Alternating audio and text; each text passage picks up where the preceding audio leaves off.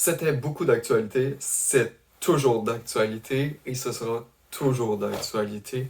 Aujourd'hui, on va parler du conflit israélo-palestinien avec le film Inch'Allah d'Anis Barbeau-Lavalette. غابة الزيتون كانت مرة خضراء كانت والسماء غابة زرقاء.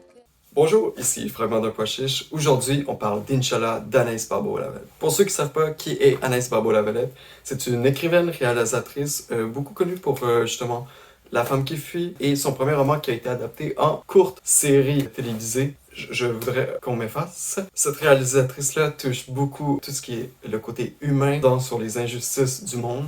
Inch'Allah ne fait pas exception. Il nous place directement en Palestine avec une obstétricienne qui se nomme Chloé.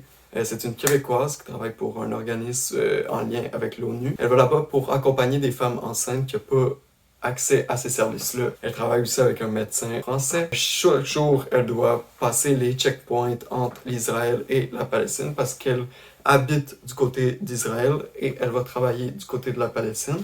C'est quelque chose qui va être reproché dans le film à ce personnage-là, qui est comme « Ah, ton besoin, t'as ton petit confort du côté d'Israël, mais tu viens comme nous aider de la Palestine, mais comme tu peux pas dire que tu es avec nous quand tu profites du confort de eux. » Bref, c'est pas un film totalement neutre, mais il cherche à être neutre. Il est plus que beaucoup d'autres films. Il cherche à monter les deux côtés de la médaille, malgré le fait qu'il ne cautionne pas du tout l'invasion de la Palestine et de sa colonisation. Mais tu côtoies les personnages, justement. La coloc de Chloé est une militaire du côté israélienne. Donc chaque matin, tu as aussi son point de vue. Chaque matin, ils prennent leur déjeuner ensemble, elle va travailler.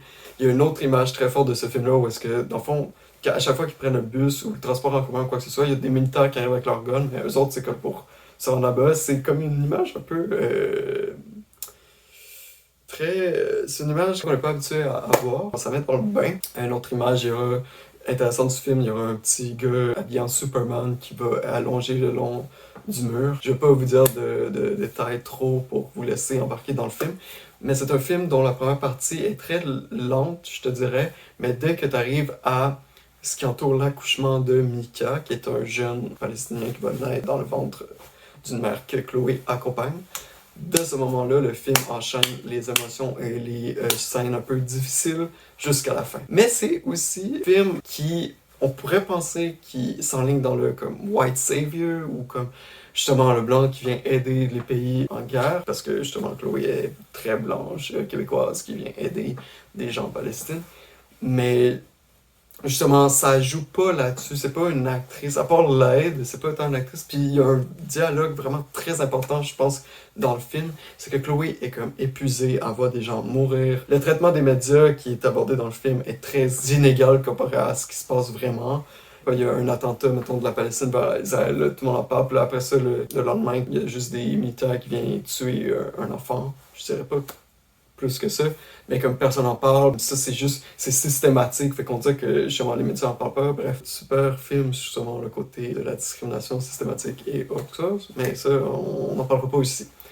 J'essaie d'être le plus neutre, mais pas le plus neutre, bref, de vous laisser aller vers le film sans trop en dire, je suis pas un spécialiste non plus de la politique internationale, pour venir aux l'idée du WhatsApp. Chloé est épuisée, elle voit tout ça arriver, puis là, elle arrive face à sa coloc qui est en mode comme je suis tellement épuisé, je suis révolté, nan, puis l'autre qui lui répond juste comme, ok, mais c'est pas ta guerre.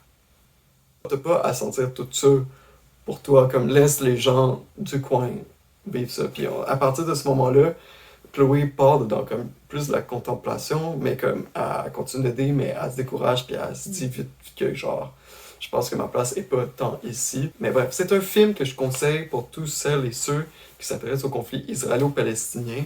C'est vraiment vu comme un film qui se veut montrer les deux côtés de la médaille, mais tout en montrant les dures réalités de l'endroit. Je ne donnerai pas de note pour ce film-là, mais je conseille à tout le monde qui s'intéresse à l'aide internationale aussi, pour ceux donc, qui se disent hey, « j'aimerais ça être Médecins sans frontières ».